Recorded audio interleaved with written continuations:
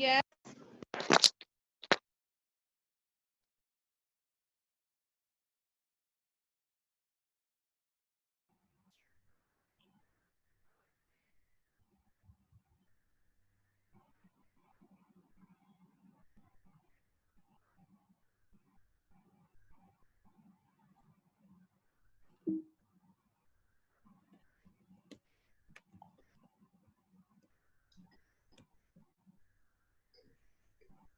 Ranjal, I can't see. Is Dr. Ruchira logged in? Not yet, sorry, even I'm not, she hasn't logged in yet. But Dr. Rasik is here. Okay. Yeah, I am here. Whenever you want to start, we can start. That is fine. As far as my talk is concerned, Ruchira should be coming, I think. I can see you now. Dr. Sunil, can you see me now? Yeah, I can see you now. Thank you. Yeah. Thank you. So Hiren, Priya, and I have logged in together. Okay. And yeah. I've made you the co-host, ma'am, so you have access now.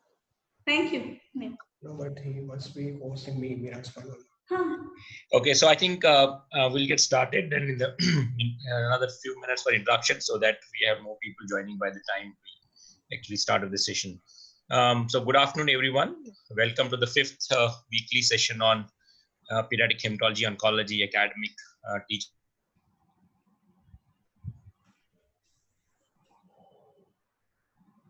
program, which is basically so we had interesting previous sessions, and feedback we have received from all of you has been very encouraging. So we welcome you all for another interesting session on approach abdominal lump, and we all agree that's one of the common presentations of tumors in children, and how to approach those. We have a fascinating faculty for today. Thank you, Ruchira, for moderating and mentoring today's session, and getting together the best faculty to be involved in this topic from various subspecialties. Now, I would like to introduce our faculty for today. We have with us, three experts from the non-pediatric hem-onc background, who are the guest faculty. Introduction to this audience, we have heard ma'am at various fora and in a lot of our meetings. She's a professor of pathology at the TMH Mumbai.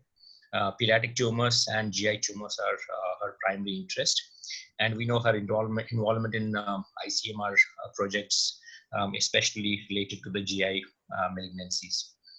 We also have Dr. Rasik Lal Shah, who is a senior consultant and pediatric surgery at SRCC Children's Hospitals in Mumbai. Sir has enormous experience in pediatric surgery, especially laparoscopic surgery, and predominantly in pediatric oncology and urology.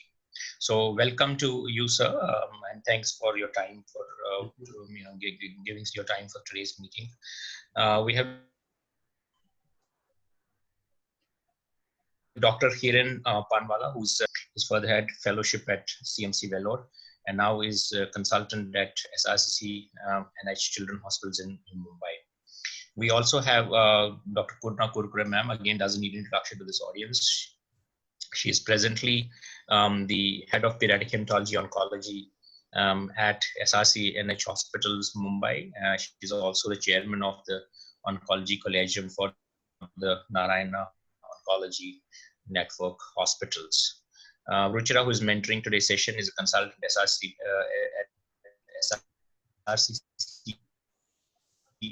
in pediatric hematology, oncology, and bone marrow transplant. She's going to be presenting the cases for today. So as usual, we'll have two components to the sessions today.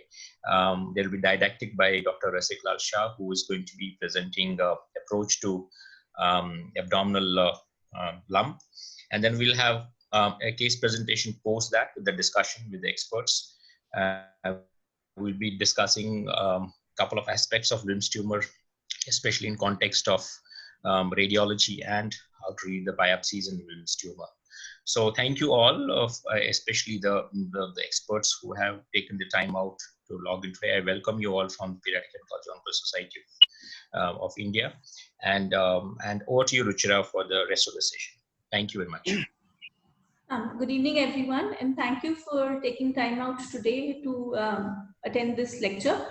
So, our topic and our brief for today was to present an approach to abdominal tumors, and with a special reference to Wilms tumors. Before I start the presentation, I have a few acknowledgements to make. I have to acknowledge the work of Dr. Sujata Mushrif, who's a consultant in our department at SRCC Children's Hospital, without whose help and support, we would never have been able to get these slides together for you. I also have to thank Dr. Shefali Jadhav, who's a consultant in the Department of Pathology at SRCC, who has very kindly taken time out to prepare the slides for us from the pathology point of view, and Dr. Khandalkar, who is the head of the Department of Pathology at SRCC Children's Hospital. I also have to thank Dr. Rasik Shah, sir, Dr. Mukta, and Dr. Hiren, because they have really worked hard the whole week to try and get this presentation together for us. When we talk about signs of cancer in pediatric patients, we always talk about the 7 signs that we talk about, and abdominal swellings is one of the ones that we always warn our parents about, that if you find an abdominal swelling, please approach, because this could be a malignancy. So today's focus is this abdominal swelling or abdominal lump that the child presents with. With the cases that we have seen at SRCC over the last 2 years, SRCC is a pretty young hospital. So over the last 2 years, we've had 125 new patients with solid tumors who've come into us, and about 50% of these were abdominal masses when they presented to us. The majority of them were renal masses, of which Wilms becomes the most common one. So over 52% of those were actually renal masses for us. And then the second was neuroblastoma, followed by a hepatoblastoma. You can see that that's a different range of tumors that we've diagnosed at SRCC. And I'm sure that all of you would come across these tumors in your practice at your regional institutions. I will now hand over the screen to Dr. Rasik Shah, sir, who can now give us a talk as to how to approach an abdominal lump, because most of these tumors will actually come to the pediatric surgeon. They won't present to the pediatric oncologist upfront, and they come to the pediatric surgeon, and that's how we then get referred to these patients. So, sir, over to you. Thank you, Ruchira and Sunil, for nice introduction, and I will start my talk. This is the talk probably for the first time I am going to give in any forum, approach to lump in the abdomen. Now, when Ruchira told me 7 days back, I said yes, and then I was a little confused how I am going to present this. And maybe 3 days back, I actually started work. So there may be a little bit jumble up over here and there. We'll go to the basics basically. That is what I think is needed here, approach to the lump in abdomen. So when any patient comes with the complaint, parents brings with the complaint of the lump in abdomen, as a consultant, what all we need to know is what is the organ of origin of this lump. Is it benign or malignant? If benign, then can it be cyst? If malignant, then which investigation should be sent? Is there any role of tumor markers? Which imaging study should be the best? Can we do biopsy in the same sitting while doing CT? In case of bilateral tumor, which site to be biopsied first? Who else needs to be involved in the team? Is there any role of doing genetic markers? So these are all the things which we need to remember when you are going to see the patient. So presentation can be acute or chronic. If it is acute lump, then usually it is infective or inflammatory. The chronic can be possibly with tumor or cyst, unless the tumor ruptures or tumor is because of non-Hodgkin's lymphoma, which is bowel burst, then it becomes acute. Otherwise, usually they are like chronic, they are not emergency. The detection by parent, usually this is how it is detected while when the parents are changing the clothes while bathing, or by doctor doing routine checkup examination. So this is how it will be detected, and then they will come. So we will have to go through the history, physical examination, investigations, and management. Now it is a huge topic. We will not be able to cover everything, but let's see what all we can cover. So first thing is you are going to ask the age, because age will give you an idea what it could be. So if it is younger, the neuroblastoma is more common, as all of you know that if the child, the time of presentation is around 1 year, 9 months to 1 year, that is the common. If it is WIMS, it is older relatively, but less than 5, and hepatoblastoma also will present in a younger age. So age will give you some idea what it could be. If the child is 10, 12-year-old will come with the lump, then you don't think about all these conditions. Of course, they can occur, but you will think about other conditions. Then the location of the mass, because that is the most important thing, which will tell you organ of origin. And depending upon which quadrant it is affected, you will shortlist your diagnosis. And I think as a medical professional, all of us know quadrant wide the location of the organ and from what it could arise. Associated symptoms, if there are GI symptoms, then possibility of something related to bowel is higher. If there is a pain, then it can be infective, inflammatory. There can be pain because of the bleeding in the tumor due to stretching of the capsule. Otherwise, the cancer is by and large is painless unless there is a bleeding and then the capsule stretches, then they can have pain. Or if there is a rupture of the tumor, and then the patient can develop a hemorrhagic shock also. If there is a hematuria, then it will point towards the urinary system. And then you have to ask whether it is in the beginning, which can be from urethra, or entire urine, which can be from the renal source, or if it is at the end, then it can be from the bladder. Then constipation, again, the bowel constipation, abdominal distension will tell us whether there is a bowel obstruction. These are the points by which you can pinpoint which organ you are interested in to know. Hematuria we spoke, constipation we spoke.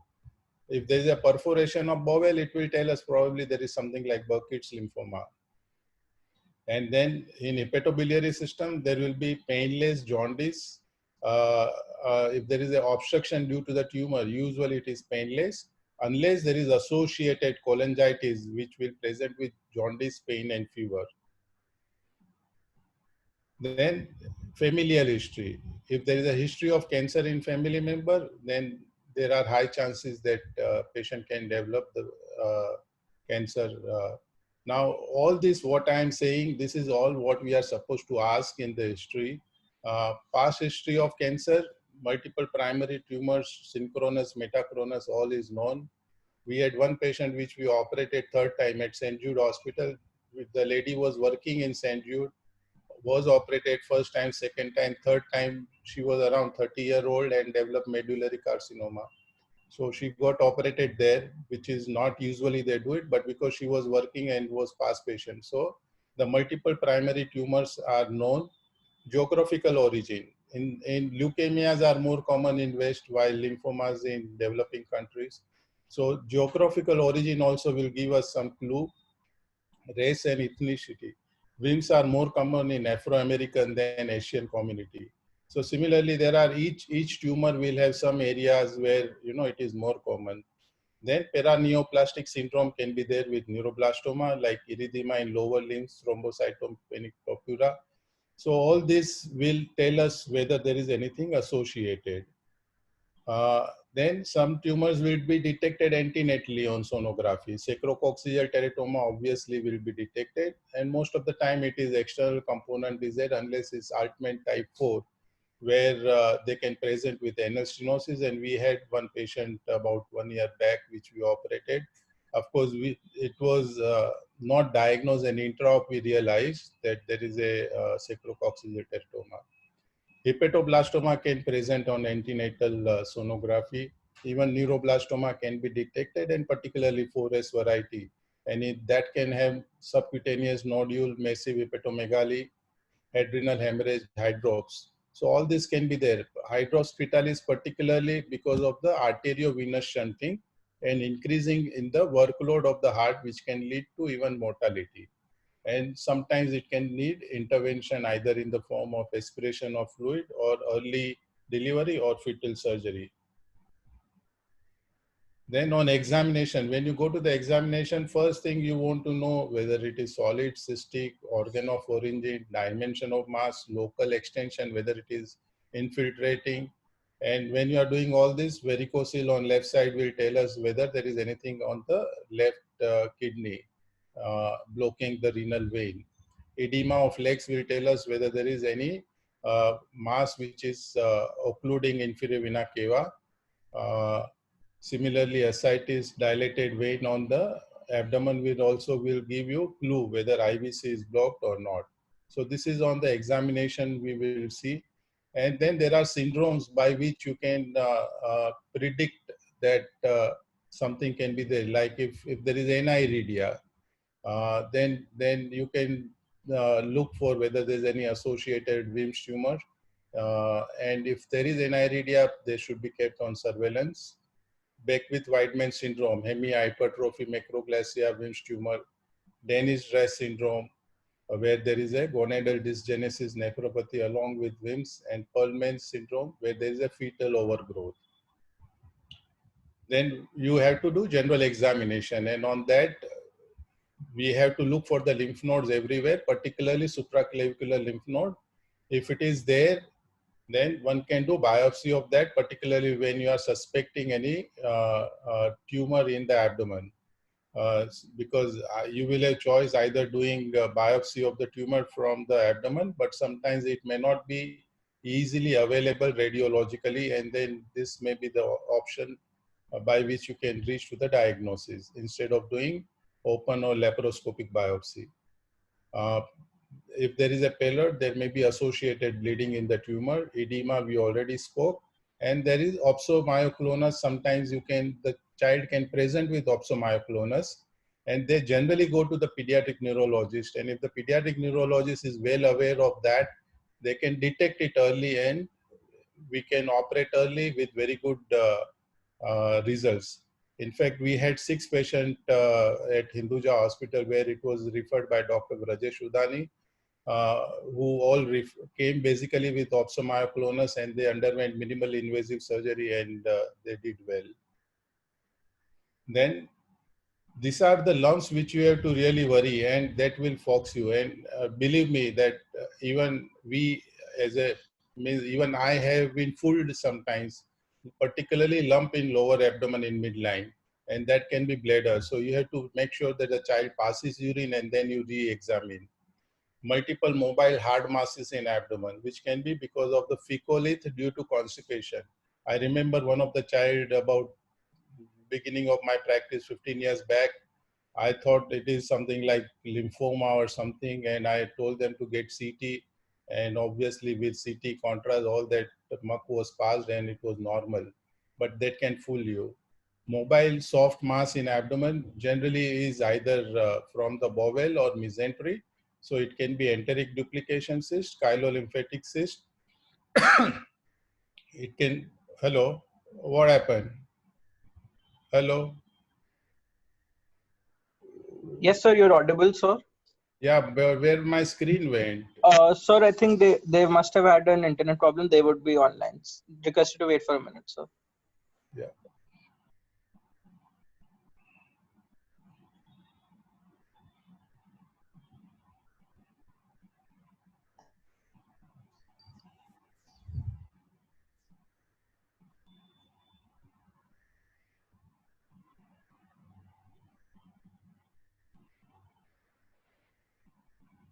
So you're already sharing the screen. Okay, Request you to okay. kindly open the PPT. Yeah, I will have to do that. 1 minute. Sir, can you stop share for a minute? Yeah, I will do that.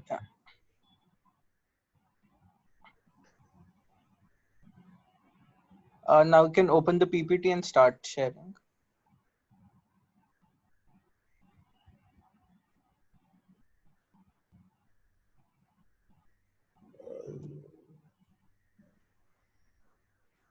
One minute. I'll have to redo that.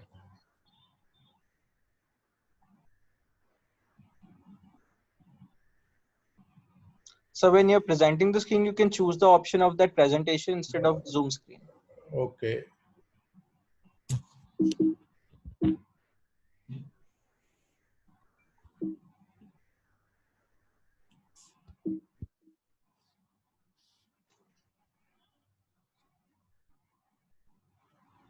Now it will come. 1 minute. Huh?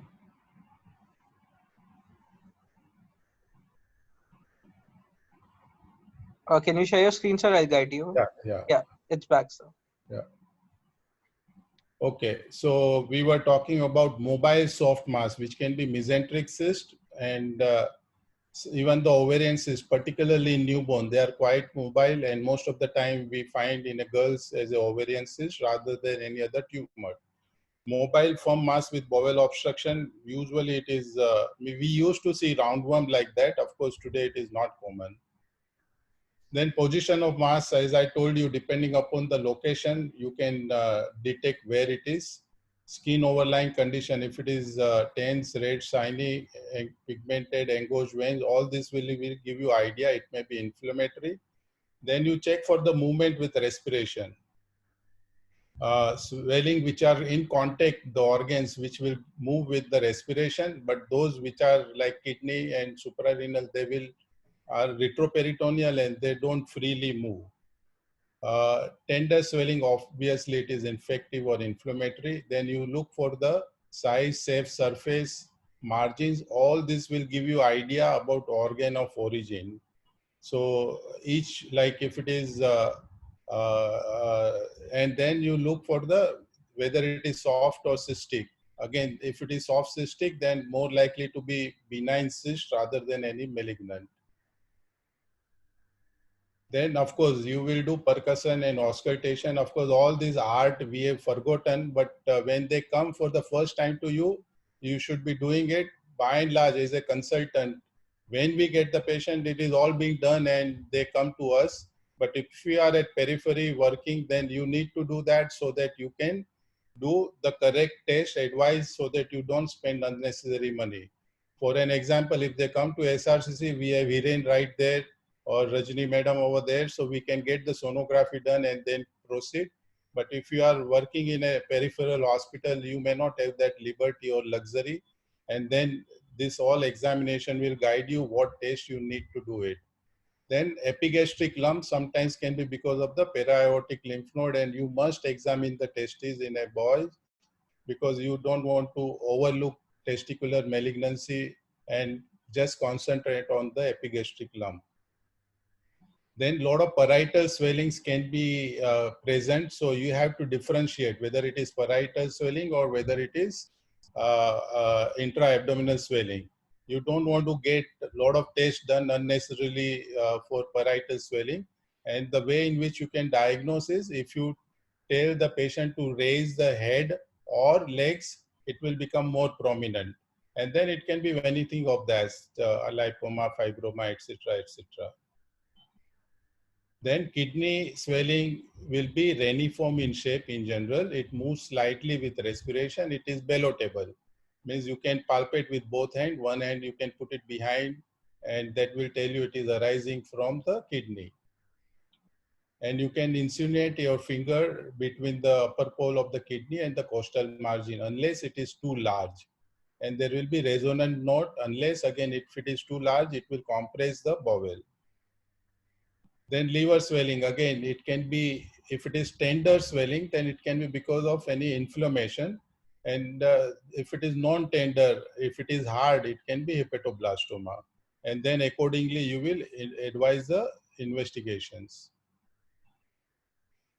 So we will go to the investigations. We will skip this. Yeah. So once you have rough idea what you are dealing with, then you will advise the investigations, which will include the CBC, urine analysis, which are basic, even liver function test.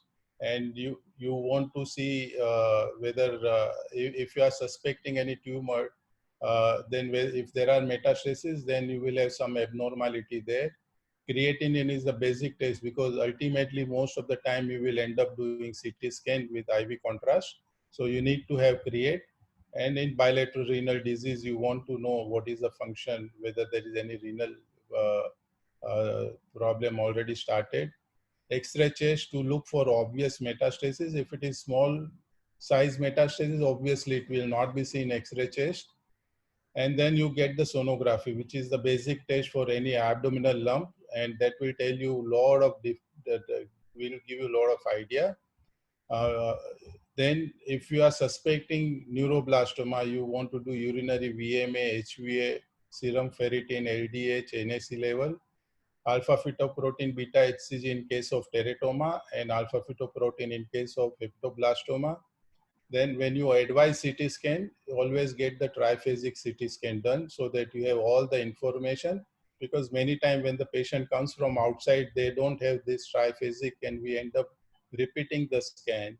So in case if you advise triphasic scan. For neuroblastoma, sometimes you may do MIBG scan. And in case of neuroendocrine tumor, you may advise 68 gallium dotatate PET CT. This is what particularly in a functioning neuroblastoma, what we have operated, opsomyoclonus, this is what we had done. MRI in some of the patient and genetic testing, particularly in neuroblastoma, because that will give you the other ideas. Then sonography, as I told you, is the main investigation. It will give you all this idea, organ of origin, what is the consistency, whether it is benign or malignant, whether it is extending into the contiguous structure, whether there is any vascular invasion, whether the lymph nodes are involved or not involved, whether there are any liver lesions, whether there is any ascites, and it will tell you status of both kidneys. So sonography, when Hiren or anybody else does, we have to make sure that all this information is given so that we don't end up with the repeat. And as I told you, CT scan, we need to get the triphasic CT scan. We can see all the findings of sonography. The calcification is another thing which will be there, more common in neuroblastoma than WINS, but it can be there in the WINS also. There is a difference in the type of the calcification. And in case of the neuroblastoma, you look for the IDRF, because that will give you the idea what kind of treatment you want to give. Then you want to do biopsy. So when you want to do biopsy, when organ of origin is not established, when the imaging studies are not able to pinpoint to the organ of origin or to the pathology, if the tumor is too large for safe primary resection, bilateral WINS tumor, in case of bilateral tumor, you must plan which side you want to do. I would suggest the size which is much larger and you are likely to do nephrectomy on this side. The biopsy should be done from there, because the side which you want to preserve should be left alone. And in case of neuroblastoma, you need to do all these studies which will help you in the treatment. So treatment will be the highest possible cure and with the lowest treatment related morbidity. This is the principle on which we treat the patient. I think I will end over here because the rest of the slides are basically related to tumors, and we don't need to discuss that because that will be discussed in case presentation of WINS today, and then in future whatever other tumors are there. Ruchira? Hello? Thank you so much, sir. That was a very explicit presentation, and I'm sure everyone gets insight into how to proceed when you do see an abdominal mass. What we would like to do for you is to take you through 6 cases that we have dealt with in our center, and we will talk about these 6 cases to kind of look at how we've approached these tumors. And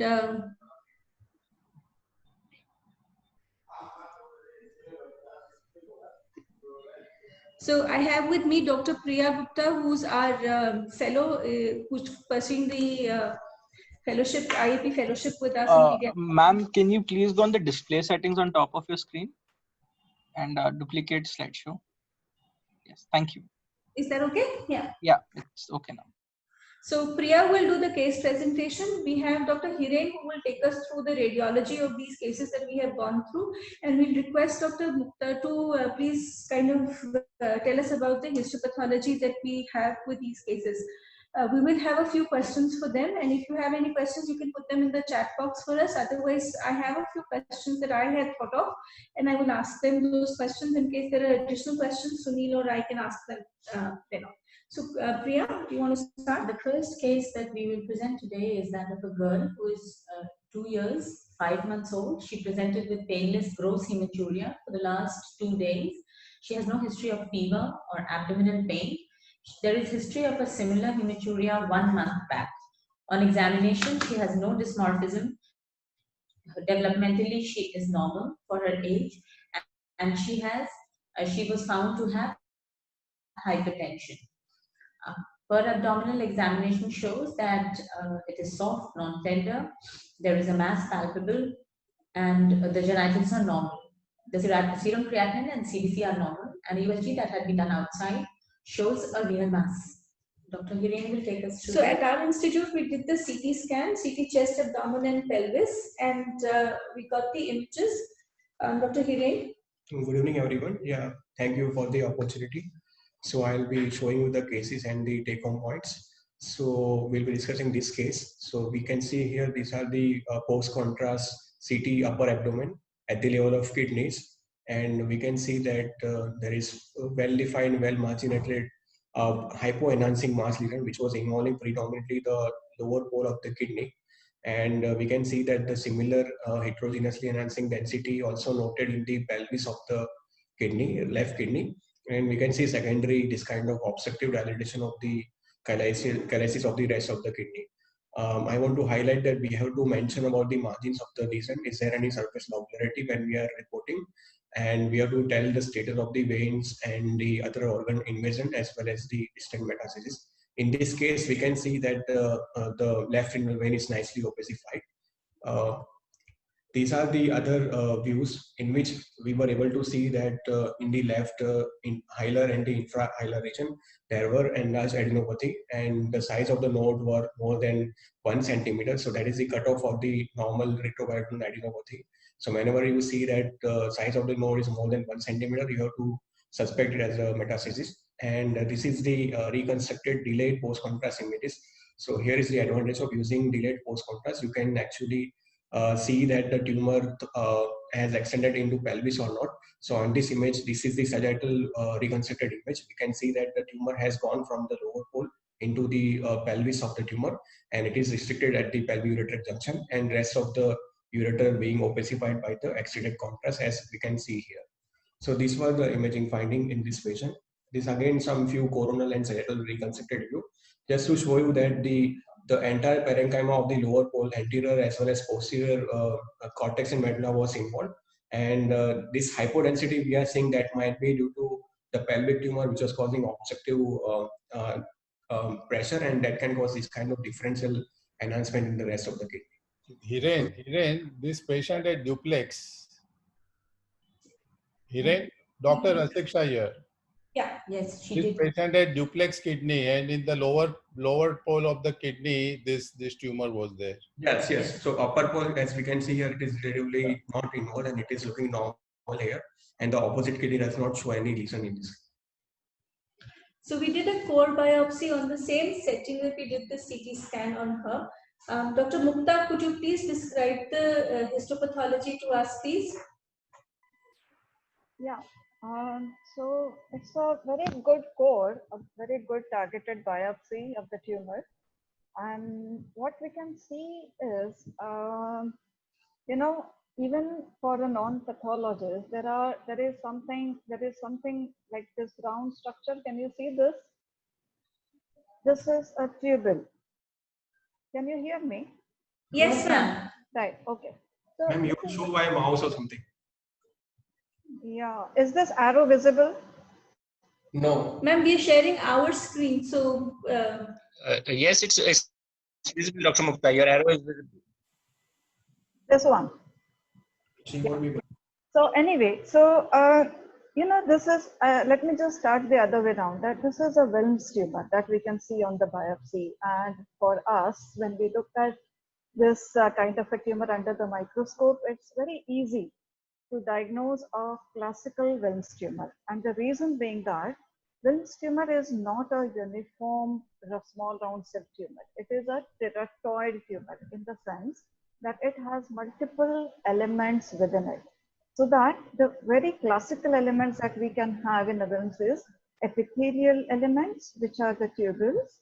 Then there is a round cell component, which is this blue colored area. And then the pink stuff is all mesenchyme, that is the stroma. So this is what makes it a triphasic Wilms tumor. That means there are all three components, all three phases present here, not just one. If there is only two, we call it a biphasic Wilms tumor. If there is only one, then we call it a blastomal predominant or epithelial predominant Wilms tumor. So that is the language that you would commonly read in a pathology report. And that's what it means. So in this particular case, it's a very easy diagnosis of a triphasic Wilms tumor. And what you should look for, one more important information in a pathology report is that has the pathologist mentioned whether there is anaplasia or not. So because if there is anaplasia in a given biopsy, it amounts to diffuse anaplasia. That is one of the definitions of diffuse anaplasia. So this report, I mean, this will be a triphasic Wilms tumor without any anaplasia. And here it's a straightforward case. I will not be doing any immunohistochemistry here. It's a very straightforward diagnosis. So the image-guided biopsy to us confirmed that this was Wilms. We staged it as stage 3 and we started her on the 2-drug regimen as per SIOP protocol. Gave her 4 weeks of neoadjuvant chemotherapy followed by a left nephrectomy. The nephrectomy showed that the margins, the tumor had decreased in size and it was a repressive type. The lymph nodes did not show any evidence of metastasis. So now her staging from stage 3 was actually stage 1 and treatment was modified accordingly. I have a few questions. Before I go to the questions, what we follow at our institute is the staging of Wilms tumors and lymph node sampling to be done in all these cases by what was given by the Tata study, which showed that the customized approach of deciding whether to take a patient up for nephrectomy or give them neoadjuvant chemotherapy based on their radiological imaging. And also on when you do the nephrectomy and you do lymph node sampling, modify their treatment based on whether the lymph nodes are involved or not. With COG, things are a bit different. They ask for an upfront nephrectomy in most cases, and they ask you for some predefined investigations, which we'll go through later.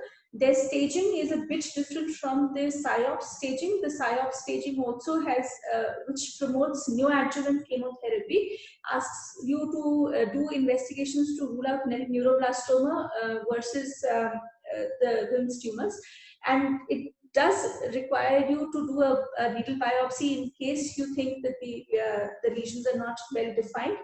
And they have classified the tumors a bit differently from the COG classification, and their staging is also a bit different. So my question to Hiren would be, what are the imaging modalities that you can actually use in our patients who come to you with a suspected Wilms tumor? Yeah, so I would be going through the imaging modalities and how we can use them. So the XHS is very basic in a case of evaluation of the malignant renal mass, and it will be useful as an initial evaluation when we don't have CT thorax available as an initial study, or we are looking for follow-up of a chest metastasis. USG, as Dr. Rasik Shah sir has told already, that it will be initial modality of the renal mass, and we should give the maximum extension as well as the venous vascular thrombosis and surrounding area where it is going. But USG is operator dependent and it has its own limitations. And for a large tumor, I would suggest that we need to have cross-section imaging before taking patient for any kind of treatment. And CT and MRI, they are the investigation of choice for staging, as well as it is useful for the loco-regional spread. And CT thorax we have to do for lung metastasis because those small lung nodules can be easily missed on chest radiograph. So there is no alternative for CT thorax, but chest X-ray can be used for the follow-up. And DMS scan has some special indication. For example, if you want to go of a nephrectomy and you want to assess the functioning of that kidney due to certain reasons, then you can do DMS scan. And the bone scan is useful when there is high propensity of the malignant renal tumor with bony metastasis, which is picked up on CT or MRI.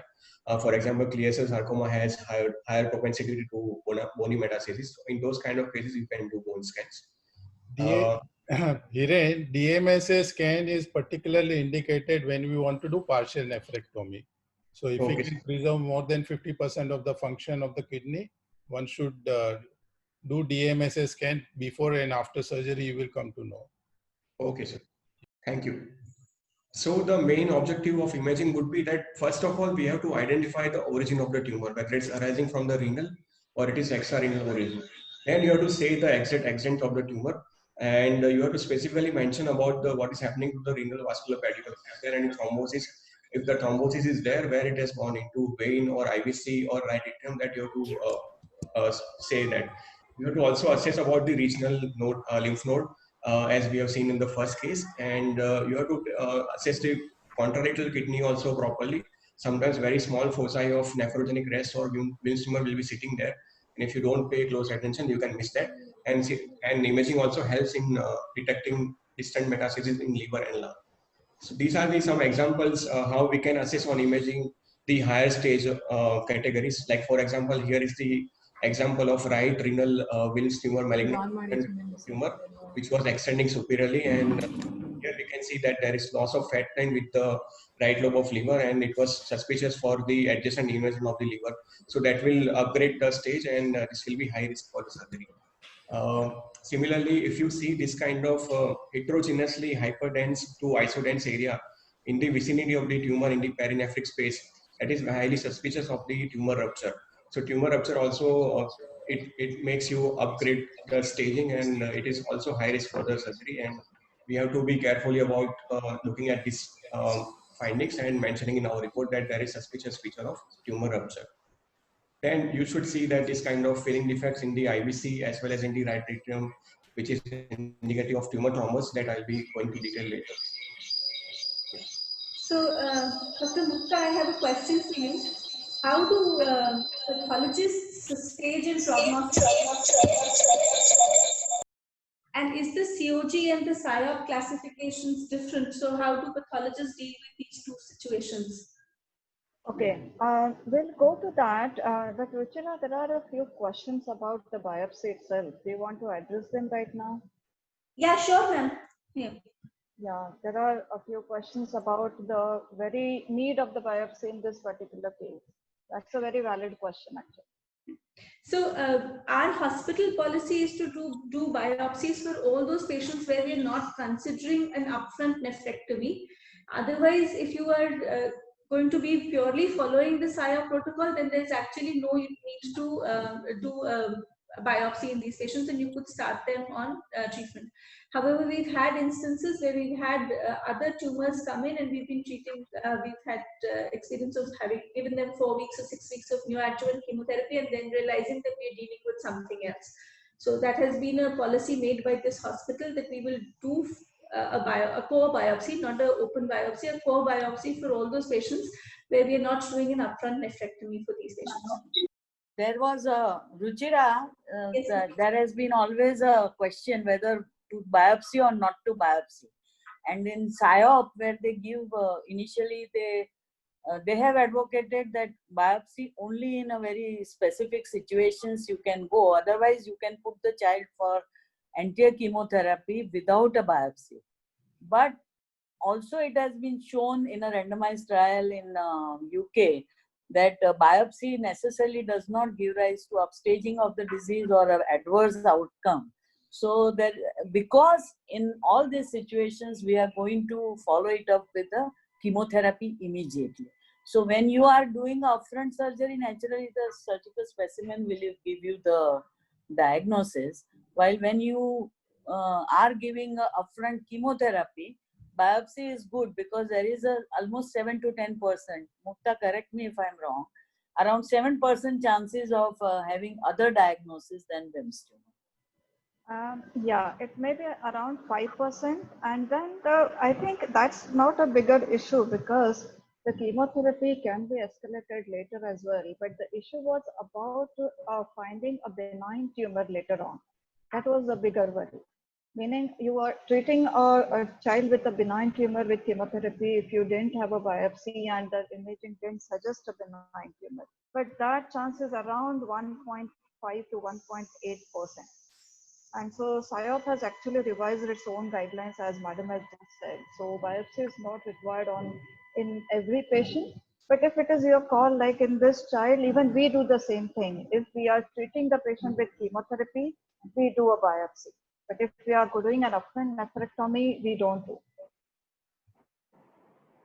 And of course, children who are less than 6 months old, we don't subject that child to a biopsy, irrespective of whatever tumor it is. It's upfront nephrectomy is recommended.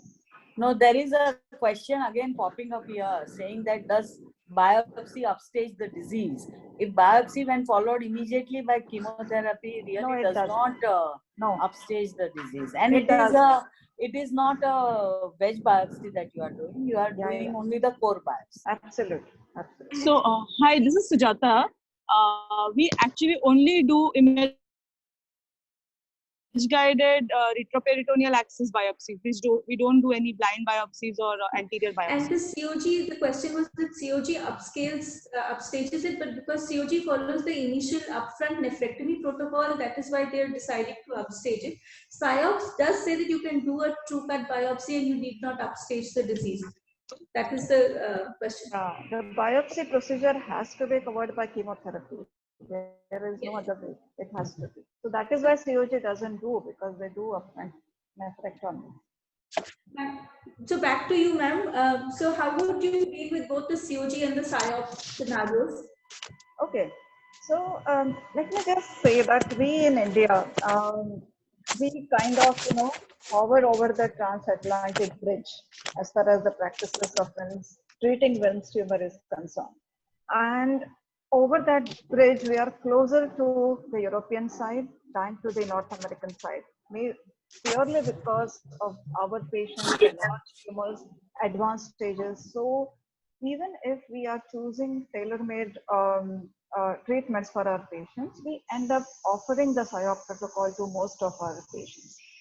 So these practices are reflected in our histology as well, and because that's integrated into further management. So what this slide is telling you are two boxes where it tells you what the COG takes into consideration to determine adjuvant therapy and what PSYOP takes into consideration to determine adjuvant therapy.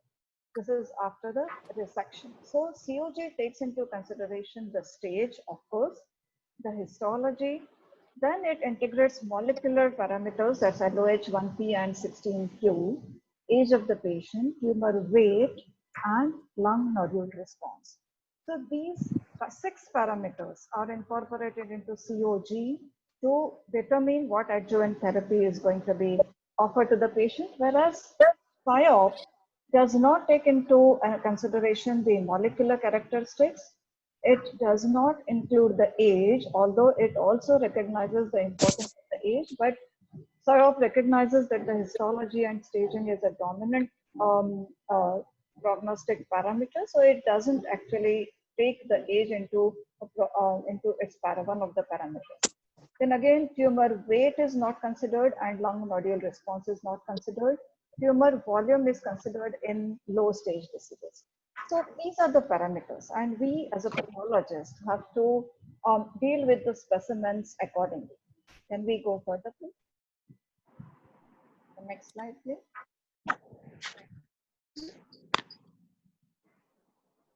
Yeah.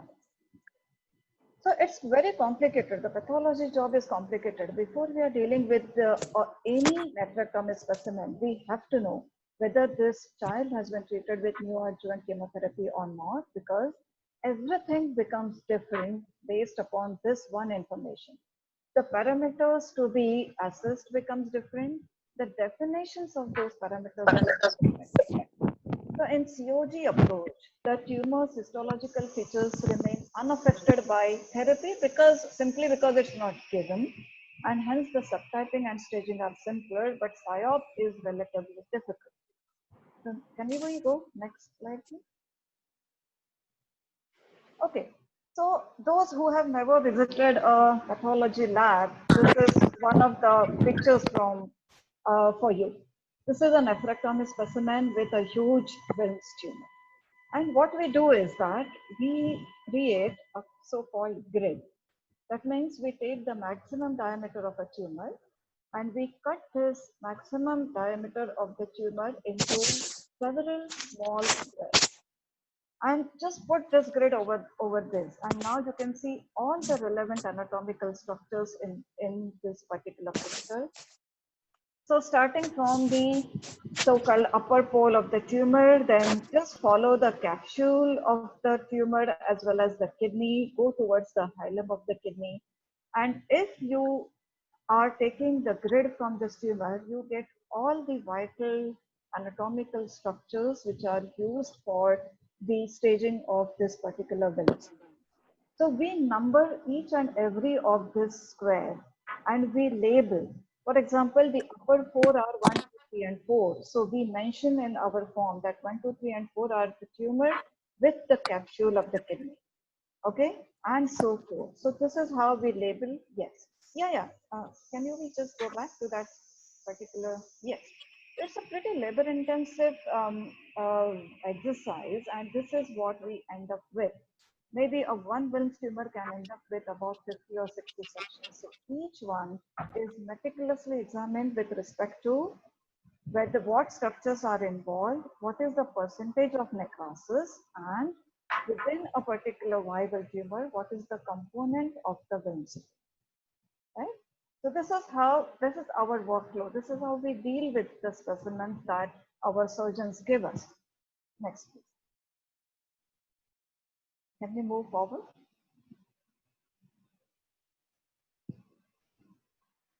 Yeah. So these are the four major functions of a pathology report. Like a pathologist is supposed to stage a Wilms tumor, then he is supposed to assess the response to chemotherapy, amount of blastema in post-chemotherapy patients, and the diagnosis of anaplasia, whether the anaplasia is diffuse or focal. So these are the four major things that are to be reported in the pathology report, and we have to, you as a user and users, the clinicians who are supposed to manage the patient later on, have to find answers to these four questions. And if any one of it is missing, you have to get back to the pathologist. Right? So can we go ahead, please? Okay. So as I just told you earlier, these are the major, and we know that Ruchira has shown us the slides which are about staging, the SIOP and the COG staging. So both of them use same anatomical landmarks to stage, like the involvement of renal sinus, involvement of renal capsule, the penetrative tract, gerotasphasia, the lymph nodes, the adjacent organs, if at all they are present in the specimen. So these are the landmarks that we use, and the way that we do, I have just shown. Can you go ahead, please? I'm of course not going into great details about. Can we move ahead? Okay. Now this looks a little complicated, but you have to also know the response assessment, because these terminologies keep popping up in a pathology report, and maybe you should know what it really means. So if a regressive tumor is mentioned in the pathology report, it means that there is more 66%, at least 66% of this tumor is necrotic, and only 33% or less than 33% of the tumor is viable. And this is one of the good prognostic tumors that we can have. And then depending upon the amounts of, it is usually a formula of 33% versus 66%. Depending upon how much is the element, each element, that is, how much is the blastema, how much is epithelium, and how much is the stroma, we determine if a given Wilms tumor is a mixed type of epithelial Wilms tumor, or is it an epithelial dominant tumor, stromal dominant, or blastemal dominant Wilms tumor. And these will be reflected in finally in a pathology report. How does it matter to us, and how is it finally incorporated into risk assessment is it's mentioned in the next slide. Can we go to the next slide, please, Ruchira? Okay, oh, sorry. Okay, so this is the anaplasia, focal and diffuse anaplasia. Next, please. Okay, so ultimately it all boils down to this. The histology boils down to this. The SIOP mentions three categories: the low risk, intermediate risk, and high risk. And based upon these risk parameters, it determines the adjuvant therapy. So just see how histology is incorporated. There are only 3 good news in a low risk category. That is a CPDN, cystic partially differentiated nephroblastoma, and completely necrotic Wilms tumor. These are the only 2 low risk Wilms tumor. Then the intermediate risk and the high risk. The high risk Wilms tumor is blastomal type of Wilms tumor and diffusely anaplastic Wilms tumor. So on your left-hand side is the COG risk stratification, where the favorable histology on Wilms tumor is the one which has no anaplasia. And the unfavorable is a Wilms tumor with any kind of anaplasia. So see the difference here. The COG does not make any difference between whether the anaplasia is focal or diffuse. Any type of anaplasia is unfavorable according to COG. Whereas SIOP stratifies anaplasia focal and diffuse. If it is focal, it becomes intermediate risk. If it is diffuse, it becomes a high risk. Okay, so this is how the histology ultimately culminates into staging and risk stratification.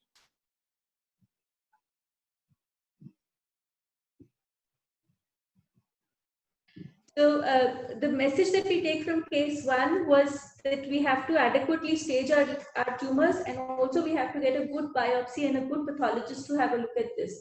We move on to case 2. So case 2 is a 3-month-old boy who was referred after surgery in late January 2018. He had presented with painless gross hematuria for 5 days 2 weeks ago and was shown to a surgeon and was investigated outside. The USG report mentions that the left kidney shows a well-defined echoic soft tissue mass in the lower pole, measuring 7.2 into 5.8 centimeters, and the right kidney was normal. The renal vein and the IVC Doppler shows that there was no tumor thrombus there. And the CT scan of the abdomen, pelvis, and chest shows the same things that were shown in the USG, plus that the lungs did not show any metastasis. And the liver is not involved. So unfortunately, we don't have the histopathology, but we do have the images of the scan. And we'll ask Dr. Hiren to go through the images for us. Yes, so these are the CT post-contrast venous phase images in which we can see that well encapsulated heterogeneously enhancing mass, which is showing these areas of neovascularity as an arterial branching within the mass lesion, and it was involving the lower pole. And here we can see that the claw sign, which is almost pathognomonic, that it is arising from the kidney. A few points you have to see on the CT that or MRI, that you have to see the surface of the mass. If the mass shows this kind of lobularity, multilobular surface, and if there is adjacent fat standing along that multilobularity, that means that there might be possibility of capsular breach, and which will upstage the disease. In this case, we can see that this is the left renal vein, which is opacified. The right kidney was not showing any lesion, and there were no liver or lung metastasis. Here, these are few more reconstructed coronal and sagittal view, which is showing the anterior as well as posterior accent as well as the craniocaudal accent. We can see here that the tumor was reaching up to the pelvic LSS system, but it was not invading the pelvis of the left kidney. As we can see on the delayed images, we can see the pelvis was nicely opacified with contrast without invasion of the tumor. Could you comment on the lymph nodes? So in this scan, what I have assessed, there were no significant lymphadenopathy. The nodes were less than 1 centimeter, and they were not looking like malignant, but they were not looking like metastatic. Yeah. So once the nephrectomy was done, we found that this was still a triphasic tumor, mixed type, and it was classified as stage 2. The child had not received any chemotherapy so far. However, because the lymph nodes were not biopsied at all, we were not sure about their involvement. And so we decided to treat this child as a stage 3 tumor. He's so far doing very well. I have questions for Dr. Hiren. When we look at the CT scans, how do we look at tumor thrombus? Because that is one of the most important things that come across to us. Yeah, so that's a frequent question in everybody's mind, that which modality is best to pick up the tumor thrombus. Is ultrasound is good enough or not? So I would say that the tumor thrombus can be seen on any image modality. you need to have those eyes to carefully search for them. And here is the example of the IVC thrombus. And here is the ultrasound image of at the level of liver, and this is the intrahepatic portion of the IVC, in which we are seeing this kind of hyperechoic soft tissue within the IVC, intrahepatic IVC, that is indicative of tumor thrombus. Generally, we don't see this much of large caliber of the IVC in the intrahepatic portion. So when you see this kind of soft tissue echogenicity within the IVC, which is distending the lumen, and sometimes if you are lucky enough, you can see the vascularity within those echogenic area. That will give you high probability or high possibility of tumor thrombus within the IVC. The same corresponding image on CT will look like this thing, and it will be it will have differential density as compared to rest of the liver, and you can see that the tumor thrombus liking in the intrahepatic IVC. Sometimes the tumor thrombus can extend and go up to the right atrium also.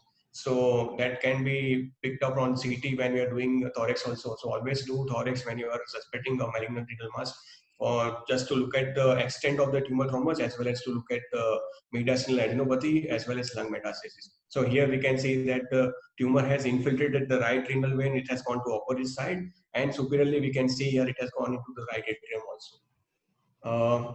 This is another case which is showing the tumor thrombus in the left renal vein with this kind of metastatic adenopathy in the para-aortic retroperitoneal region. And the patient was given chemotherapy, and now we can see the tumor thrombus has reduced in size, but still some amount of hypodensity or filling defect we can see within the renal vein. So that is indicative of some amount of residual thrombus within the renal vein. This is the coronal view, in which you can see that the right renal vein is nicely opacified, so that's a normal thing. But in here we can see that the left renal vein is not opacifying; it shows non-enhancing filling defects. So that is indicative of thrombus, residual thrombus. Dr. Poorna, I have a question for you. Is it always imperative to actually ask for biopsy of the or sampling of the lymph nodes to be done? Because though the CT image didn't actually show lymph nodes to be involved, they didn't biopsy the lymph nodes, and therefore it was decided that we escalate the treatment for the skin.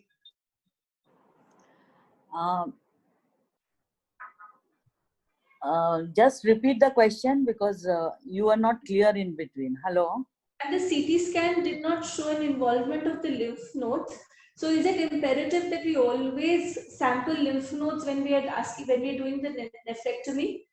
Because Yes, it is required to be done, because in around 25 to 30%, you can find lymph node involvement even if they are not radiologically visible, and that can upstage the disease. So it is a part of the staging procedure, which is the 5-station node biopsies are a part of the staging recommendations for Wilms tumor.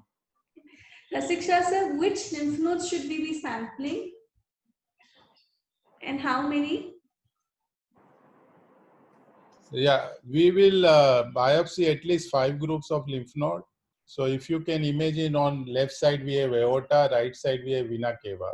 So when the renal vessels are going, so that is hilar lymph node. If you go above that, suprahilar, infrahilar. So these are the 3 groups. Then between aorta and vena cava, so that is aortocaval and iliac. So these are the 5 groups of the lymph node we will try and take the biopsy. And how many nodes, sir? Depends. I mean, at least 1 node. Sometimes if there are more, one can do more, but 1 is what we need to have. 5 groups, 1 lymph node. Sunil has raised his hand. Sunil, you have a question? Sorry, my video is off because my network is very labile. Now, I have got a comment and a question. See, I think we basically, we talk about PSYOP and COG, but I think we are neither PSYOP, neither COG. Most of the centers practice a hybrid protocol. We biopsy all the tumors practically if they are not be operated upfront, and then we give neoadjuvant chemotherapy followed by surgery. So this is the, as far as I know, practice of more than 90% centers of India.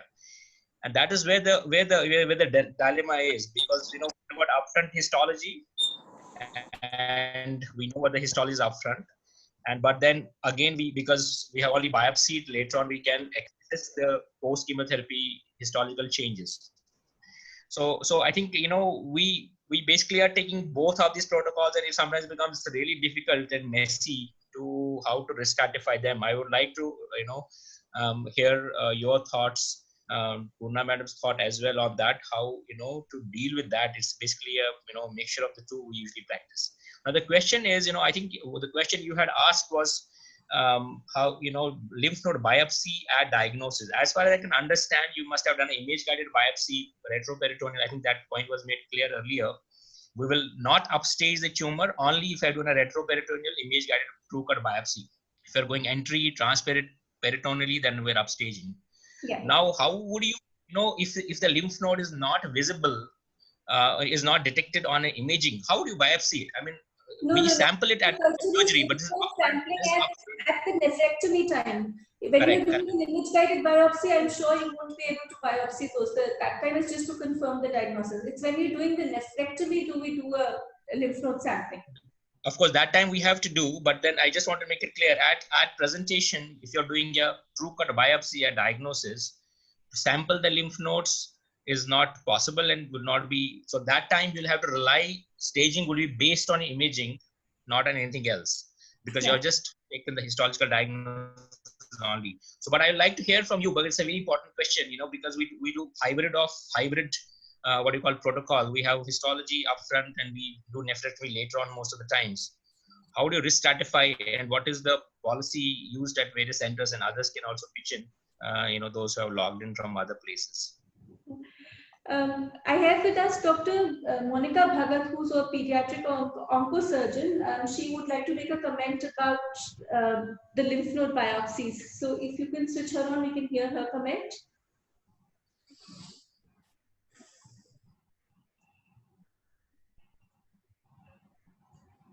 Monica, are you there?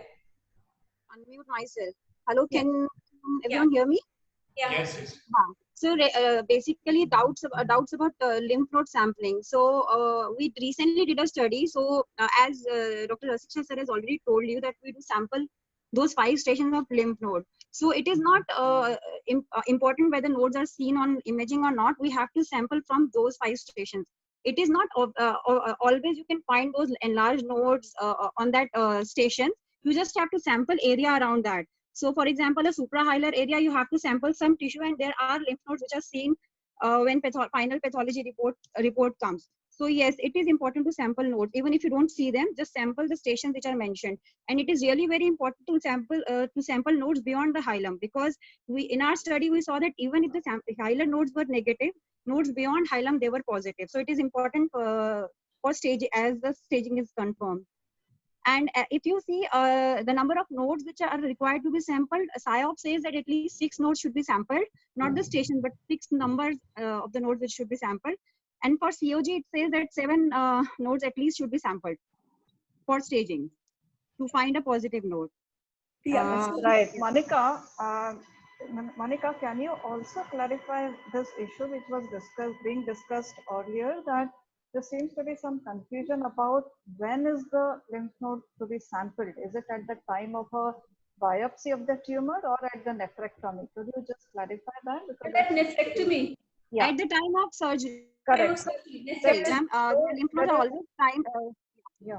There is no indication of any lymph node sampling or a biopsy at the time of primary diagnosis or a primary biopsy. It is not required. So always at the nephrectomy. Yes, ma'am. Only whether it is upfront or after chemotherapy, lymph node sampling has to be done at the time of surgery. That's part of Thanks. We move on to the next case. The next case is that of a girl who is 1 year, 7 months old. She's the firstborn of a non-consanguineous marriage. And the mother had felt a lump on the left side of the abdomen, classical finding, while bathing the child. She does not have a history of fever, hematuria, or bleeding from any side. Another feature that was that stood out for us was that the child had bilateral corneal opacities. She has been diagnosed with Peters anomaly type 2. Now, Peters anomaly is an anomaly that is seen with children who are born with bilateral corneal opacities, because the iris and the cornea do not separate out. And with her case, because it's type 2, They also have a bilateral problem with the lenses. So that makes vision difficult. She has her genitals are normal. She does not have a hemihypertrophy or any organomegaly. Developmental wise, she was a bit delayed. Motor was the least delayed faculty, socially a bit more, and language was really delayed, which we thought was mainly because of her visual problems. The CT that was done outside showed a bilateral renal mass. The left kidney shows a mass of 9 centimeters into 11.8 into 9.2 centimeters on the anterior aspect of the lower pole, which is well circumscribed. On the right kidney, there is a 3.9 into 4.7 into 2.4 centimeters, posterolaterally mid-region, also well circumscribed. The renal vein, both sides, the IVC, they are not involved, the liver is not involved, and none of the nodes, lymph nodes are enlarged. We had to repeat the CT at our place because the CT chest was not done. Incidentally, we also found that the right kidney lesion had increased in size to 5.4 into 6.3 and into 6.8 centimeters in a matter of 7 days. So they had the CT done outside, but we had to do the CT chest because the CT chest had not been done. Dr. Hiren, can you go through the images for us? Yeah, so here you can see that the tumor which was involving the left kidney, it was markedly expansile and it was reaching here up to the anterior abdominal wall that we can see here an indenting on the wall. We can see that this is the left renal vein on the other side and it was not infiltrated, it was not showing any clear thrombus. On the same image on the right side, you can see that in the interpolar region, you are seeing similar density and heterogeneity enhancing mass lesion, which was the lateral aspect of the right kidney. And I would like to highlight the high risk for surgery if the tumor crosses midline, as we can see on this image that the tumor margin has gone towards the right side of the abdomen in a left-sided tumor. So this is called as midline crossing, and that will be high risk for the surgery. This is the sagittal image, which is showing the anterior part of the cortex as well as parenchyma was more involved, and the posterior cortex was relatively spared, which can be seen on the axial images as well. These have few reconstructed images showing the vascularity. So CT has this kind of advantage that we can reconstruct like MIP images, maximum intensity projection images, in which we can have idea about the vascularity, and we can see that the left renal artery is being larger in caliber as compared to the right side because the tumor was very large and it was having feeder supply and neovascularity from this left renal artery branches. And this is the nicely opacified left renal vein, which was not showing any tuber thrombus. And surprisingly, we detected on CT one more area of this kind of hypodensity, which was looking like a band. It was not round in shape and it was hypodense, and it was coming from the cortex and involving the medulla also. So at that time, it was not looking like Wilms tumor because it was very small, less than up to around 1 centimeter, and it was band-like rather than a mass. So it was looking like more of an nephrogenic rest at that time. After that, patient was, yeah. So we did an image-guided biopsy on her. Dr. Gupta, could you please go through the biopsy for us? This was taken from the left side. Can I just add one point? This girl was had an iridectomy done, but it was clarified.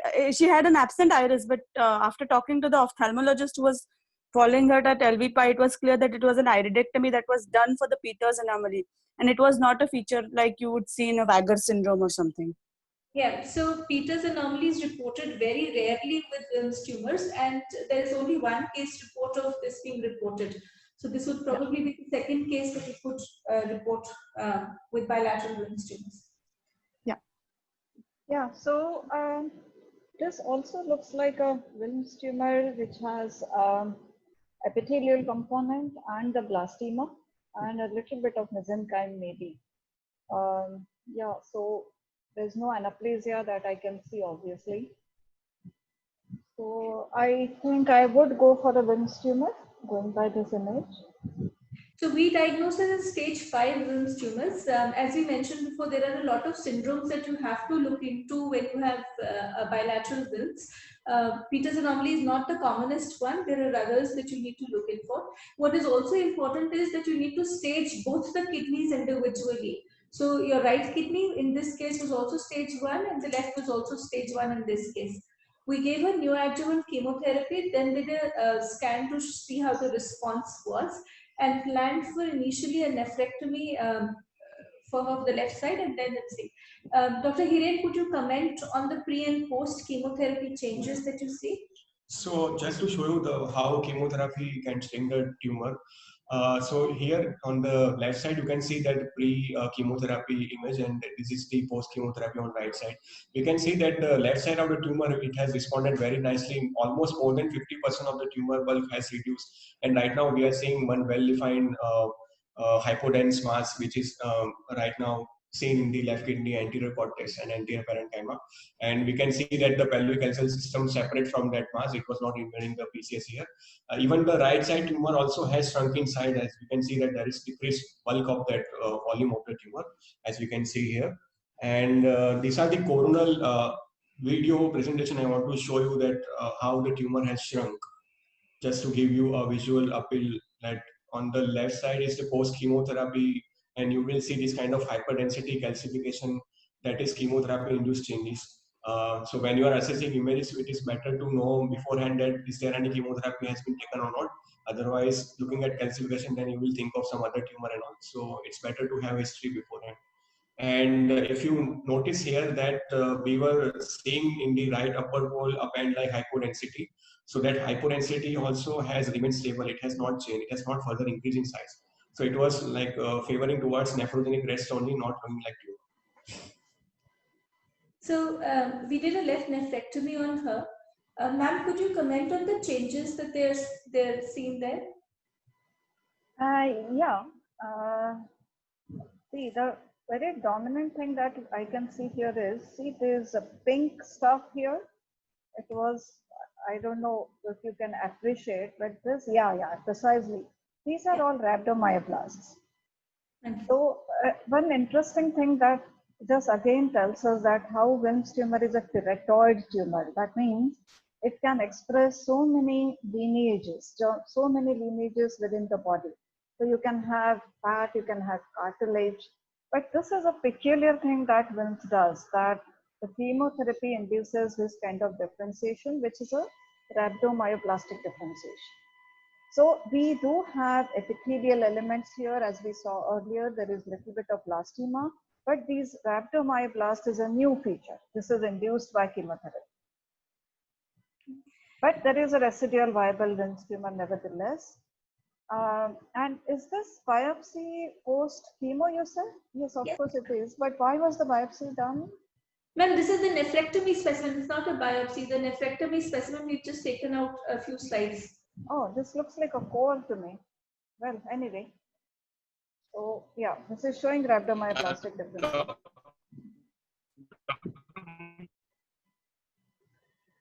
So, we found that both the nephrectomy and... Dr. Sunil, we are not able to hear you. Your voice is breaking a lot. So you're not audible. If you could write your message on chat, sir, because we can't understand it. So I'll just continue because of paucity of time. The left nephrectomy showed regressive changes. Yes, there were still viable tumor that was present. Hello, can you hear me?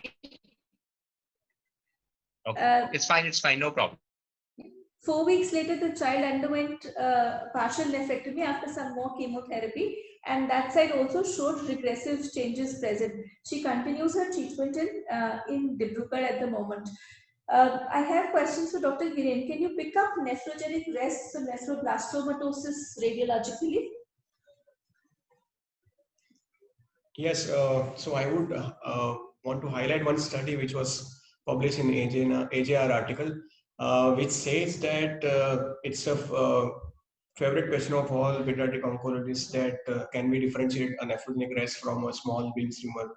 So if you want to say 100%, nobody can guarantee that. No single imaging finding can be 100% rule out one thing over other. However, the recent advances in MRI images, especially the diffusion weighted images, they have shown that diffusion weighted images can better pick up, or they can pick up more number of nephrogenic rays as compared to CT or ultrasound. And to answer your question, that to differentiate nephrogenic rays from Wilms tumor, this study, they provided that in most of the cases, when the size of the lesion is less than 1.75 centimeter, it will favor more towards the nephrogenic rays as compared to Wilms tumor. And those children who are less than 5 years of age, if you are seeing exophatic and spherical lesion, then you would favor more of a Wilms tumor than the nephrogenic rays, especially the size of the lesion is more than 1.75 centimeter. And in their article, they have mentioned that the perilobar nephrogenic rays, they are more homogeneous as compared to the intralobar rays. Intralobar rays can have heterogeneous appearance that we'll be seeing with few examples. So here is a case in which we can see on left side, there is one nice rounded heterogeneously enhancing and necrotic area, which is keeping with Wilms tumor. And in the same image, if you see on the right side, you are seeing this kind of homogeneously hypodense lenticular density in the periphery. Similarly, few foci of similar density island also can be appreciated in the left kidney outer cortex area. So this area can be fit with perilobar rest, which are much more common than the intralobar rest, and they are homogeneous, as we can see here. And there is one condition called diffuse hyperplastic perilobar nephroblastomatosis, in which there will be diffuse infiltration of the bilateral kidneys of the cortex and medulla, which will show this kind of diffuse enlargement of the kidney and bulky cortex, and they can have this kind of low ADC value. So remember that on MRI, low ADC value is not pathognomonic for Wilms tumor. Even your nephrogenic rays can have low ADC value. So take into account of other imaging features which can help you out. And sometimes you can see this kind of intralobar rays which can be mimicking like a Wilms tumor. Yeah. Dr. Gupta, there's a question for you. What are the non-favorable features of post-neoadjuvant chemotherapy? Yeah, I think we are going to address this later, Ruchira, or do you want me to take this right now? And if you could take it up right now itself. Okay. So post-chemo, there are only two histologically unfavorable parameters. One is blastomal predominant component. That means in a given Wilms tumor, the tumor is more than 33% viable, and within that viable tumor, the blastema consists of more than 66%. That is the definition of blastomal predominant. And another is presence of diffuse anaplasia. These are the two histologically unfavorable parameters. So, ma'am, having rhabdomyolysis changes does not put you in the high risk. It does not in a post-chemo setting, no. It doesn't have any prognostic significance, and its prognostic significance in a upfront surgery is also debatable, but now most of us believe that these kind of tumors are refractory to chemotherapy.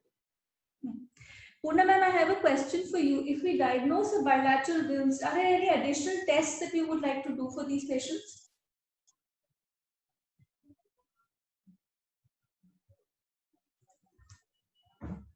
Poorna ma'am?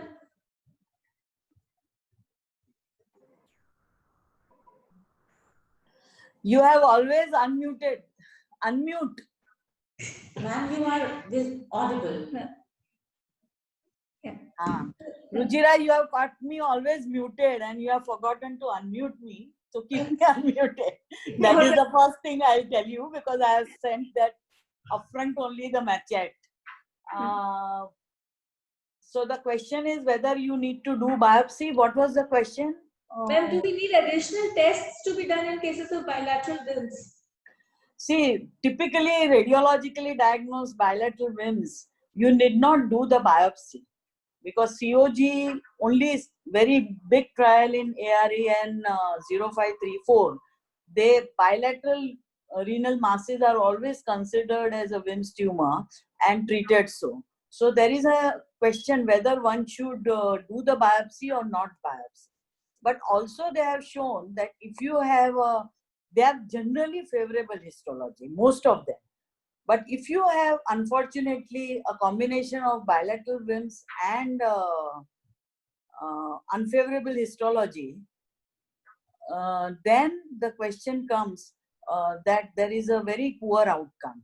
And basically, we do the biopsy upfront from the tumor which is going to come out as a nephrectomy, as Dr. Rasiksha had said, just to know the basic pathology for one reason, because counseling parents of bilateral WIMS tumor is a very difficult job. There is always an uncertainty of losing both the kidneys, and parents are quite worried upfront, and many of them, they tend to defy the treatment because of the bilaterality. So the confidence with which you can counsel in a favorable histology with a very good outcome, so having the pathology diagnosis in hand gives you the added weightage while you counsel the patients. But COG doesn't advocate as a study the biopsy in a bilateral WIMS tumor. Yeah. But Dr. Hiren, are all bilateral renal masses always WIMS? No, I would not say that. If you want to see on imaging, you always see first the age of the patient, how is the clinical presentation. For example, if you see something like this, a 6-year-old child who presented with low-grade history of fever and non-specific symptoms, and you see that bilateral kidneys are bulky in size and they are showing this kind of hypo-enhancing masses, which are involving entire kidney without any differentiation between the cortex and medulla, like infiltrative disease. And in the same case, if you see in the pelvis, you are seeing that diffuse this kind of mildly enhancing wall thickening of the small bowel also. So you have to take into account the entire CT abdomen picture and what are the additional findings. These are the coronal view of the same case, which is showing that same bulkiness and the diffuse infiltration of the bean-shaped kidney. Here, WIMS tumor usually they are exophytic and they are ball-shaped masses, but here we are seeing these are bean-shaped diffuse infiltrating masses with this kind of diffuse ball thickening. So I would go with the age of the patient. I would go with lymphoma kind of condition more likely than the other etiology. If only this kidney appearance was there and less than 5 years of age was there, then I would have thought of, okay, this might be diffuse nephroblastomatosis also. So always take into account age of the patient and adjacent vicinity organ, what are the findings. This is another example. This is a child who came with us recently with 18 months old of age, and the child had gone for liver transplantation for the biliary atresia, and we had imaged for some skull swelling, and these are the CT abdomen for the assessment of the entire thorax and abdomen, in which we picked up this kind of lymph nodal masses in the mesentery, as well as we found this kind of focal poorly enhancing lesions. So this is another way how the PTLD can present. So this was the example of post-transplant lymphoproliferative disorder, as this came out to be high-grade lymphoma. And lymphoma can this kind of appearance also. One is diffuse variety and one is this kind of poorly enhancing nodule variety. So you have to take into account this kind of history. And sometimes when you see this kind of predominantly cystic with internal septation in bilateral kidney, and it could be multilocular cystic nephroma also. So that can be also should be kept in mind when you are seeing predominantly cystic lesion and which is having this kind of internal septation without having solid regions. So these are the some differences at this stage. Even leukemia can present with bilateral renal involvement. So you have to see the imaging very closely and then give your differences. Yeah. And so our next case, we'll just go out the next case. Our next case is a 7-year, 4-month-old boy who presented with a history of loss of appetite and considerable weight loss in the last 6 months, and a recent history of a febrile illness 10 days ago, which was treated outside, during which an abdominal lump was noted. There is history of abdominal discomfort and constipation present. On examination, the child was cachexic. He did not have any dysmorphism, but he did have hypertension. Abdomen palpation showed that he had a large painless firm mass, which was on the left, which was 16 centimeters below the left costal margin, and in the midline, crossing the midline. On USG, which was done outside, it was reported as a massive splenomegaly with cystic changes were considered whether it was a splenic abscess or not.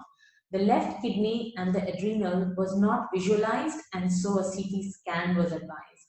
On the CT scan, which was also done outside, large encapsulated heterogeneous mass in the left lateral abdomen, which was 15 centimeters, 15 into 13 into 20 centimeters. A chest X-ray showed that the left dome of the diaphragm was higher than normal, causing a midline or a shift of the mediastinum. The lung parenchyma was normal. The lymph nodes were not involved. Because of the fact that this child was an outlier, as per the age, a safe way of ruling out a retroperitoneal mass, whether it is GCT, was to do a serum AFP and beta HCG level, which were both found to be within normal limits. So the imaging, Dr. Hiren, if you could quickly go through that. Yes, so imaging, it was a large expansile mass, as Dr. Priya had already mentioned, and it was having origin from the posterior aspect of the left kidney. As we can see here, that the kidney was pushed anteriorly, it was reaching almost up to the anterior wall. The veins, renal veins were normal, and it was causing midline crossing, as we can see on these images. And we can see here that even the aorta was pushed towards the opposite side, and it was causing this much stretching of the renal artery. The IVC was normal, as we can see here, and this is stretching on coronal, as you can see here, which can be sometimes cause for hypertension also. And these are the post reformatted images, in which we can see that the pelvis was compressed by the mass, and this is the superior as well as the inferior extent of the lesion. Superiorly, it was elevating the diaphragm, as Dr. Priya said, which was noticed on X-ray, and it was having loss of fat plane with the diaphragm. So it was suspicious for invasion into the diaphragm also, as well as it was having loss of fat plane with the psoas muscle also. So, and in the inferior part of the lesion, we were seeing this kind of neurovascularity, as well as minimal free fluid and fat standing, which was also indicative of staging of disease with the perinephric spread. Here we can see that psoas muscle blurry margin, which was indicative of possible invasion. Yeah, these were the imaging findings. So the biopsy was done on this patient, Mukta ma'am. Dr. Mukta? Yeah, I'm here. Yeah. Okay, so again, I mean, it looks like a Wilms tumor. I don't know, there is this rhabdomyoplastic differentiation. So yeah, atrial Wilms tumor. Yeah. So initially what we were told was that this was a small round blue cell tumor, and because we were not sure whether this was, it was not fitting into the characteristic Wilms tumor age, we did ask for an IHC for this patient, and that showed that there was, the cells were expressing WT1, they were expressing cytokeratin and EMA in the tubules and desmin in the spindle cells. There was no expression of the MYC2, NKX2.2 and synaptophysin, myogenin or MyoD1. Dr. Mukta, Dr. Vibha has also asked this question initially, but do we actually need to do IHCs for all our Wilms tumors? Yeah, so now this is a typical so-called difficult situation, and none of us want to be in this situation. We all know how difficult these tumors are, where the radiologist cannot make out where the tumor is coming from. We don't know if it is adrenal, whether it is kidney. So these are the two major culprits, and that distinction can be exceedingly difficult. And especially in a biopsy. Now here we are lucky, because here we are seeing a classic morphology of classical Wilms tumor. We are seeing epithelium, we are seeing rhabdomyoplastic differentiation, blastema. But imagine if there was only blue round cell component in a biopsy. It becomes so exceedingly difficult to differentiate a neuroblastoma from a Wilms tumor. And to answer the question about immunohistochemistry, WT1 is a specific, it's an antibody which is meant for a Wilms tumor. That is a nuclear antigen. It detects the nuclear antigen in Wilms tumor. But the flip side of it is, it is expressed in only around 40% of Wilms tumor. So you may not even have a WT1 positivity, and ultimately you can have a pathologist report saying that he cannot make it either way. We don't know whether it is a neuroblastoma or a Wilms tumor, because the IHCs are not helping us, and we have to resort to imaging also is equally dubious. So we have to resort to biochemical parameters in this scenario. And maybe in a year, we do encounter around 3 or 4 such cases. That it is a very difficult area. So And you were saying when WT1 is positive, it's extremely helpful to point towards a Wilms tumor. It is a specific antibody to detect a Wilms tumor. The issue comes when it is not positive. You can't still rule it out. so then the take-home message would be that for a classical Wilms, you may not need it, but for your difficult Wilms, you should ask for an IHC. Yes. We don't do it for a typical Wilms tumor. We don't. We Okay. apply for IHCs in only these kind of scenarios. Okay. So the tissue biopsy for this child was labeled as blastemal predominant Wilms tumor. We gave the neoadjuvant chemotherapy, and then when we did the nephrectomy, the histopathology showed that there was only 15% viable tumor, so less than 1/3 of it was viable. But of the viable tumor, more than 50% had a blastemal component in it. Renal sinuses were involved, but lymph nodes were not involved, and it had not gone beyond the lymph nodes. However, when they were dissecting the diaphragm, there was a rent in the diaphragm when it came into. My question to you, ma'am, is that blastemal predominant Wilms tumor as per COG becomes high risk. But would you call this blastemal predominant? No. This is a regressive tumor. This is not Yes. blastemal predominant. And regressive tumor meaning this less than 1/3 viable tumor, it can consist of completely of a blastema or epithelial or mesenchymal component. But even if it is completely blastema, it doesn't become blastemal predominant. Yeah. It is So still regressive. yeah, so the take-home message for this case would be that when you look at the histopathology on the nephrectomy specimen, that is where you classify your disease. And on that, you have to classify with the, first of all, how much is the viable tumor, and on whatever viability that you find, then you look at the different characteristics of this tumor. Dr. Hiren, often these patients are confused with neuroblastomas. So is there any radiological findings to differentiate them from a neuroblastoma? Yes, I would show you the typical images of how neuroblastoma looks like.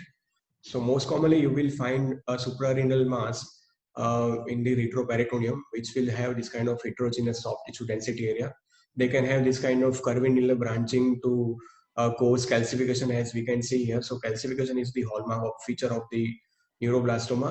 Even Wilms tumor can have calcification, but that is only in less than 10% of the cases. And if you see that more times the neuroblastoma will be crossing the midline as compared to the Wilms tumor. And another peculiarity of neuroblastoma that it will elevate the aorta from behind, and the tumor tissue itself insinuate between the vertebra and the aorta. So this is one of the finding that we don't often see even in the large Wilms tumor. The large Wilms tumor can displace the aorta towards the opposite side, but the tumor itself will not insinuate between the vertebra and the aorta.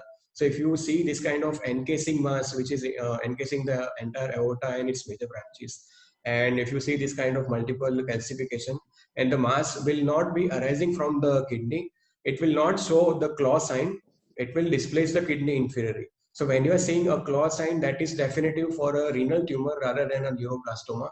And sometimes if you are in a bad luck, sometimes case reports have come that intrarenal also neuroblastoma can arise. So in that case, only biopsy can help you out. Otherwise, imaging wise, we can mistake. And those who are neuroblastoma, they have propensity to penetrate into the or extend into the neural canal. So always look at the spinal canal in the case of retroperitoneal masses to look at is there any invasion and to do MRI or not. Here also we can see that few foci of calcification were there, so which was favoring towards neuroblastoma. Yeah, and these are the points that we have already discussed, so I'm not going to detail in the interest of time. So we move on to our next case. Our fifth case is a 1-year, 4-month-old female child. She was born of a non-consanguineous marriage who presented with a history of painless gross hematuria again for 10 days. She did not have any history of fever, dysuria.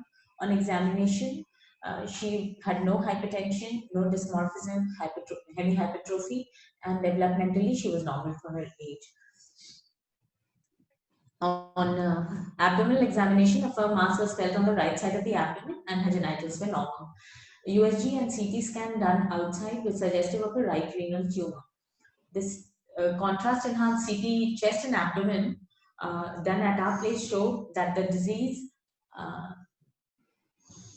had metastasized to both the lungs and the right femur, and an image-guided biopsy was done for the mass. So the images, Dr. Hiren? Yeah. So images, yeah, we can see here that the mass lesion was arising from the right kidney with claw sign positive. And we can see that here the mass was invading the renal pelvis also. And the superior part of the mass, which was close to the liver, it was abutting with a nice fat brain maintained. And you can see that near the liver area, in the subcapsular region, there are some hypodense area which are looking like a fluid density within those lesions. And this is again the craniocaudal extent of the lesion. And here is the renal pelvis, and we can see that the solid enhancing area was extending into it. And here is the example of that claw sign. So you will see that acute margin along the both side of the lesion, which will differentiate from the extrinsic mass. And IVC was normal, renal vein was normal. But in the thorax, we were able to pick up this kind of multiple varying size, predominantly peripheral nodular lesions. They were likely to be metastatic, looking at the size and the appearance. And this patient also had this kind of necrotic looking mediastinal node. And on bone window, we could able to pick up even a lytic lesion in the right femoral neck. So it was looking like a malignant tumor with this kind of bone, lung, and mediastinal adenopathy metastasis. So how often do you actually see metastasis in the femur cases of Wilms tumors? So Wilms tumor, the bony metastases are not that much common. The literature says that less than 2% of the Wilms tumor can metastasize to bone. So that's the number is very less. So whenever you see this kind of kidney masses with this age group and you see this much of extensive spread, you have to think of other tumors like clear cell sarcoma of the kidney, or you have to think of a rhabdoid tumor, which is quite malignant one. So these things you have to think of. Ma'am, we did the biopsy of this patient. Do you think that this is a Wilms tumor? Ah, right. History So- of that.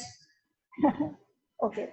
So even if I'm not considering the history, just the pure histology, see how confident I was in the earlier Wilms tumor biopsies, okay? It was like I look at it and I call it a Wilms tumor. Now, this is a problem. This is certainly not a one at a glance diagnosis of a Wilms tumor, certainly not.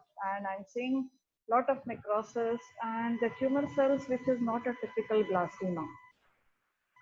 So here, the answering the question about immunohistochemistry, this is the tumor which I would definitely do immunohistochemistry because there are unusual features and a lot of other differential diagnoses are also coming in here.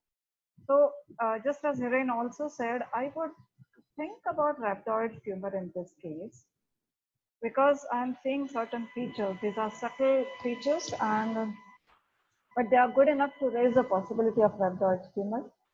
I mean, a non-Wilms tumor is certainly on the cards here, and I would run my IHC panel in this case.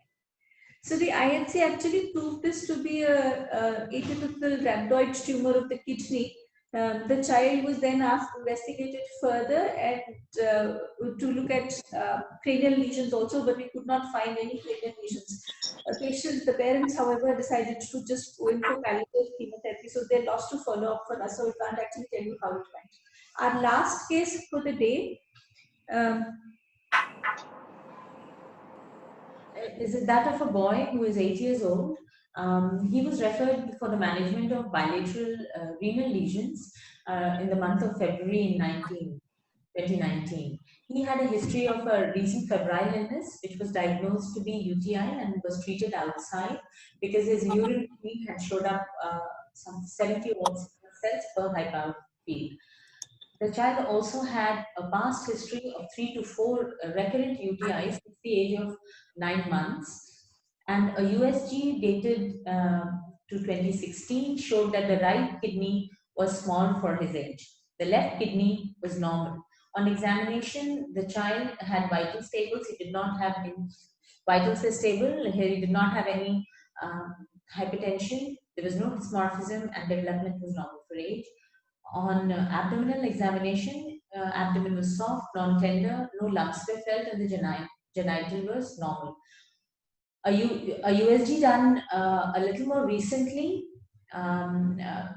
showed that the right renal mass, there was a mass in the right kidney that was 4.6 into 3.2 centimeters, and both kidneys were looking small for age.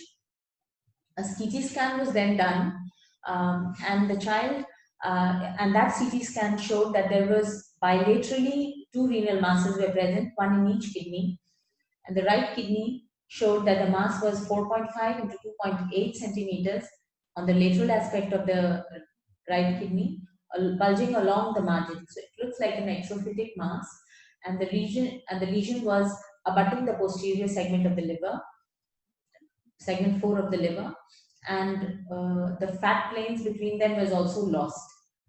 On the left kidney, 3 ill-defined hypoechoic lesions were seen, the largest of which was 2.1 centimeter into 1.4 centimeters. A PET scan was also done outside, which showed there was low-grade FDG uptake noted in the ill-defined soft tissue mass involving the upper pole of the right kidney. The SUV max was 2.45, and another similar lesion was noted in the lower pole of the left kidney. There were no FDG avid lymph nodes, no distant lesions. So we had some red flags in this patient. This patient was out of our general age range for Wilms tumors. There was a history of multiple UTIs present. The kidneys were small for age in spite of showing renal masses, so that was another red flag for us. And though a PET scan is not indicated that it had been done outside, but the PET scan was not lighting up. It wasn't very, the SUV max was not really high for us at all. So we asked for imaging at our place, and this the imaging that we got, Dr. Hiren, could you just describe this to us, please? Yeah, so this was indeed a googly case, even for imaging also. So these are the CT post contrast axial images in which we can see this is the area of the right upper pole, and we are seeing that one exophytic looking hypoenhancing mass, which is having towards the medullary region some hypoenhancing areas, and similar small areas can be appreciated here also. I'm sorry that these are taken from the films. We don't have actual images on our workstation, so the image quality is not that much good in this case. And these are the coronal and sagittal images showing the same thing, that the right upper pole lesion was expansile, which was having central area of more hypodense as compared to periphery, but it was not looking like abscess, as patient had some prior history of UTI, but it was not fitting with abscess. The look was different. Even the opposite side also, we can see some lesions here.